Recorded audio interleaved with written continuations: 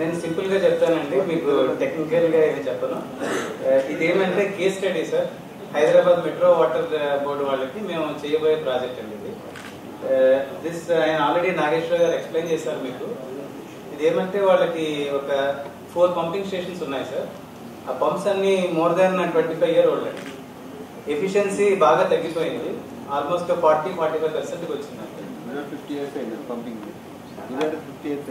Sir Manjira scheme sir, ఇది scheme 1 phase 1 phase 2. So దీనికి energy 10 to 15 slides ఉన్నాయి. నేను I will not take much time. ఒక 10 minutes లో మీకు మొత్తం అంతా చెప్తాను సార్. అసలు పంపులకి ఎందుకు ఎఫిషియన్సీ తగ్గుతుంది, ఎందుకు సేవింగ్స్ రాదు, కరెంటు బిల్లు మనకి ఎందుకు ఎక్కువ అవుతుంది అన్నది కొంచెం డీటెయిల్స్ ఇచ్చానండి. ఇది ఏమవుతుందంటే ఈ పంప్స్ ఓవర్ సైజ్ అవుతాయి. ప్రదీప్ కుమార్ గారు మీరు చెప్పారు, ఆయన ఇంగ్లీష్ లో చెప్పారు, నేను కొంచెం తెలుగులో చెప్తాను. ఓవర్ సైజ్ పంప్స్ కొంటూ ఉంటామండి కొన్నప్పుడు. ఎందుకంటే మనం ఫ్యూచర్ ప్లాన్ చేస్తాం. ఈ రోజు పంపు కొన్నప్పుడు ఈ రోజు కెపాసిటీకి మనం కొనము, వీళ్ళు బయట ఫర్ నెక్స్ట్ 20 years కి సరిపడేటట్టు కొంటాం సార్. కానీ ఇప్పుడు ఆపరేట్ చేసినప్పుడు ఏమంటే కొంచెం వాల్స్ కట్టేసి థ్రాట్లింగ్ చేస్తాం, అందుకని మనకి లాసెస్ ఎక్కువ వస్తాయి. సో ఈ లాసెస్ ఎలిమినేట్ చేయాలంటే ఏం చేయాలన్నది మేము ప్రాజెక్ట్ చేస్తున్నాం. తర్వాత చాలా మున్సిపాలిటీస్ లో మీకు ఫ్లో మెజర్మెంట్ ఉండదండి. ఎంత వాటర్ మనం పంప్ చేస్తున్నాం అనేది తెలియదు. పంపు మ్యానుఫ్యాక్చర్ మీకు పంపిస్తాడు, వాడు ఇంత ఫ్లో వస్తుందని చెప్తే మీకు అంత ఫ్లో వస్తుందని మీరు అనుకుంటున్నారు తప్ప అది నిజంగా అంత ఉందో లేదో మీకు తెలియదు. ఎందుకంటే మనకి ఫ్లో మెజర్మెంట్ లేదు సార్ ఇక్కడ. హైదరాబాద్ మెట్రో వాటర్ బోర్డు చాలా పెద్దది, మొత్తం హైదరాబాద్ సిటీ అంతటికి వాటర్ సప్లై చేస్తారు. అయినప్పటికీ పంపింగ్ స్టేషన్ దగ్గర వాటర్ మెజర్మెంట్ లేదు సార్. కాల్కులేట్ చేసి వేస్తే ఆపరేటింగ్ లోడ్ 7 megawatts వస్తుంది సార్ దగ్గర. వాళ్ళ కన్సంప్షన్ ఏమో 62.76 million kilowatt hours అంటారు.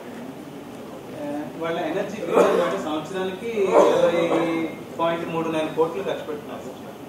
ఇది మేము అంతకుముందు ఎనర్జీ ఆడిట్ చేసి ముందుకు వెళ్ళక ముందు వీళ్ళ సిచ్యువేషన్ సార్. ఇది పంపు డీటెయిల్స్, వాళ్ళ ఫ్లో రేట్స్ అన్నీ ఉంది. వాళ్ళ స్టేషన్స్, సబ్ స్టేషన్స్ ఇవన్నీ ఓల్డ్ అయిపోయినాయి, అవి కూడా రిప్లేస్ చేయాలని చెప్పి వాళ్ళ ప్రాజెక్ట్ చేద్దాం అనుకుంటున్నారు. అసలు ఎస్కో ప్రాజెక్ట్ ఎందుకు చేయాలి అన్నది దాని గురించి ఇచ్చానండి.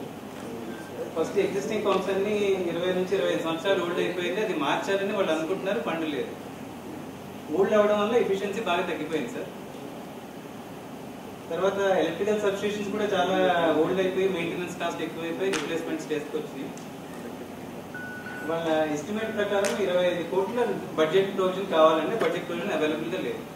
సో అందుకని లాస్ట్ 2 years నుంచి వాళ్ళు వెయిట్ చేస్తున్నారు సార్ ఈ ప్రాజెక్ట్ చేయడం కోసం. లక్కీగా ఏంటంటే ఒక ఎస్కో వచ్చినట్టయితే మొత్తం ఇన్వెస్ట్మెంట్ అంతా చేసి వాళ్ళ ఇన్ఫ్రాస్ట్రక్చర్ 0 కాస్ట్తో వాళ్ళకి ప్రాజెక్ట్ చేయడానికి మేము ముందుకు వచ్చాం సార్. 8 crores 8.5 crores వరకు వస్తుంది.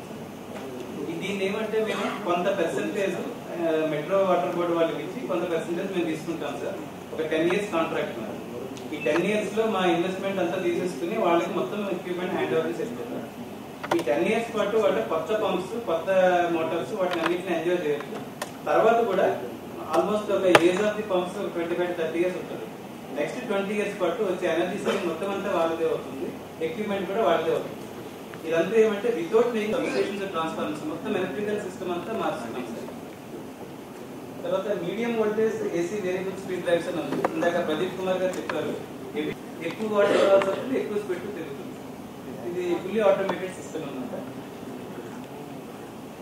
తర్వాత ఈ మెయింటెనెన్స్ ఆఫ్ ద సిస్టమ్ కూడా మేమంతా ఫ్రీ ఆఫ్ కాస్ట్ చేస్తాం సార్. ఇది స్కీమాటిక్ సార్, ఇట్లా చేస్తాము. మొత్తం 4 పంపింగ్ స్టేషన్స్ ఉన్నాయి. ఈ 4 పంపింగ్ స్టేషన్ నుంచి డేటా అంతా మేము